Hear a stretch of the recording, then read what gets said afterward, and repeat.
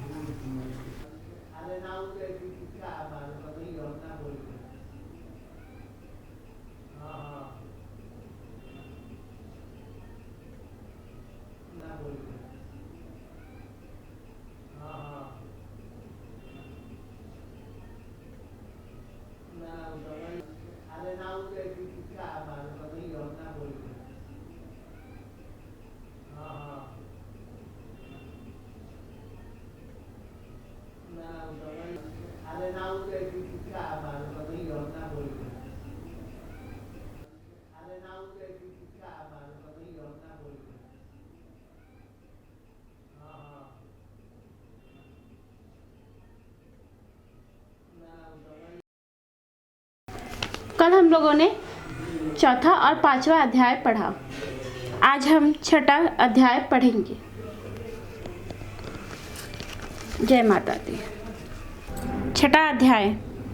ऋषि बोले, देवी के इस प्रकार के वचन सुनकर दूत क्रोध से लाल होकर वहां से चला गया।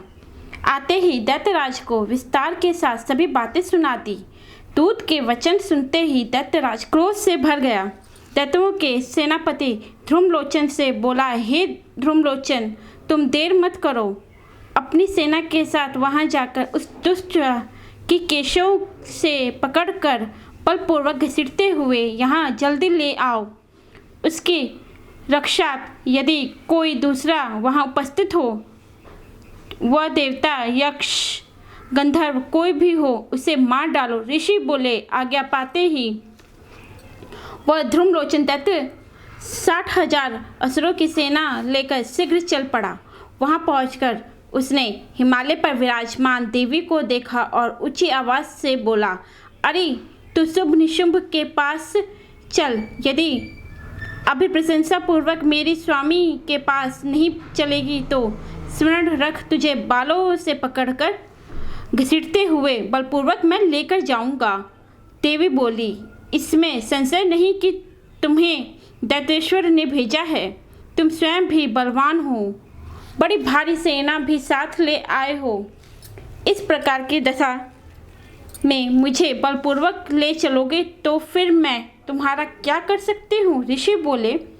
जब इस प्रकार का उसे उत्तर मिला तो ध्रुमलोचन असुर देवी की ओर दौड़ा। तब तो देवी अंबिका जी ने हुंकार के शब्द में भस्म कर दिया।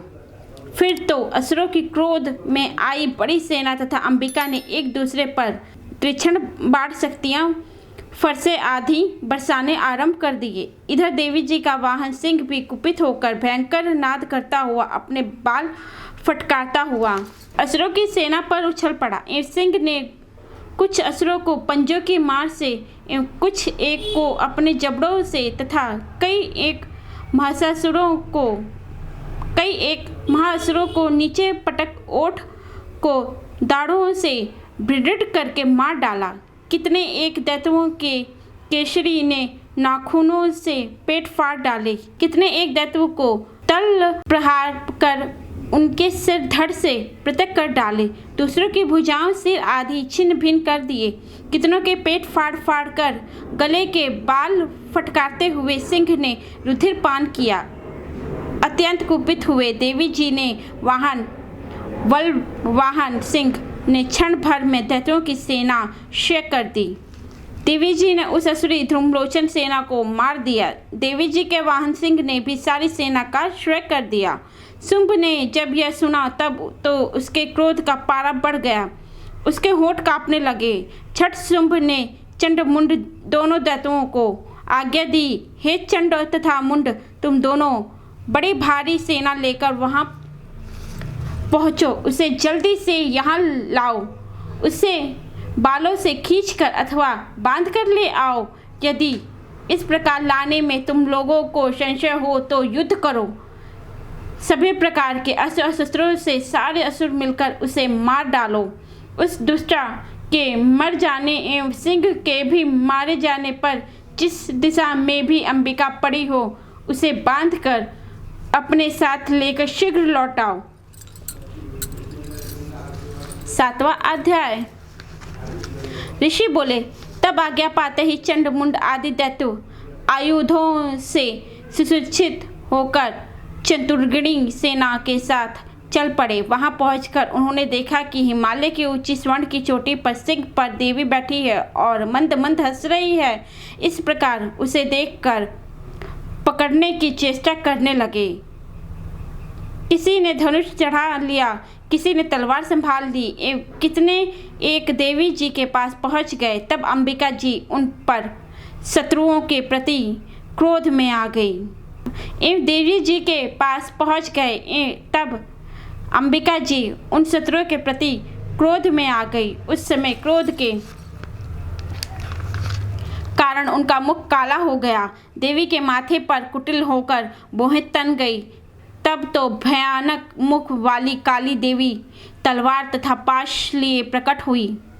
उस समय विचित्र खंडवाक धारण किया हुआ था, नरमुंड माला शोभित थी, चीते के चर्म की साड़ी पहनी थी, शरीर का मांस सूखा दिखाई देता था, अत्यंत भयानक रूप था, मुख को विस्तार से खोल रखा था, लपलपाती हुई जिह्वा और भी भयानक थी, धसी हुई लाल लाल आंखें थी, गर्जन से सभी दिशाओं को भर दिया था।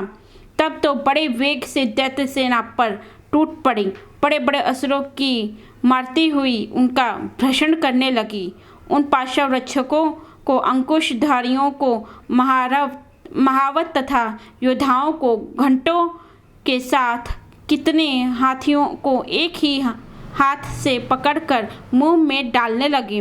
वैसे ही घोड़े के साथ रथों को एवं सारथियों को भी मुंह में डाल डालकर अत्यंत भयानक रूप से दांतों से उन्हें चबाती जाती थी। किसी के केश पकड़ लेती तो किसी की गर्दन दबा डालती, किसी को पैरों से दबोच देती तो किसी को छाती से ढकेल कर मार गिराती।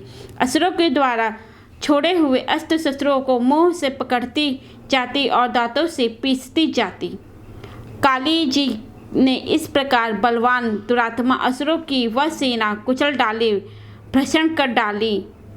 कितने एक असुरों को मार पीट दिया। उस देवी ने कुछ को तलवार से काट गिराए, कुछ एवं खंडवाक से पीट दिए गए और कुछ एक दांतों से कुचल दिए। क्षण भर में असुरों की वह सारी सेना पिट कर गिरा दी। यह देख चंड उस भयानक काली की ओर दौड़ा। इधर महाअसुर मुंड ने भी महाभयंकर बाणों की वर्षा से एवं सहस्त्रों अस्त्र चलाते हुए चक्रों द्वारा उस भयानक आंखों वाली देवी को ढक दिया। वे अनेकों चक्र देवी के मुख में प्रवेश करते हुए इस प्रकार दिखाई देने लगे जैसे बहुत से सूर्य बिंब बादलों के पेट में समाते जा रहे हों। तब तो जिसके भयानक मुख के भीतर जिनका देख सकना भी कठिन था, ऐसे दांतों के प्रकाश से चमकती हुई अत्यंत क्रोध में आकर भयानक गर्जना करती हुई वह काली थी। अट्टहास करने लगी, हूँ करती हुई बहुत बड़ी तलवार लिए हुए देवी चंड पर टूट पड़ी। उसे बालों से पकड़कर उसी तलवार से झट चंड का सिर काट दिया। तब चंड को इस प्रकार मरा हुआ देखकर मुंड देवी की ओर दौड़ा। कुपित काली ने तलवार से मारकर पृथ्वी पर मुंड को गिरा दिया।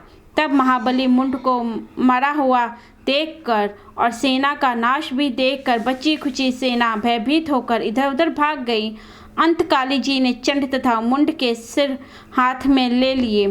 फिर भयानक हटहास करती हुई चंडिका के पास पहुंचकर बोली, मैं यह चंड और मुंड नामी महापशु आपकी भेंट चढ़ा दिए हैं। अब तो युद्ध में शुंभ निशुंभ का आप स्वयं वध करना।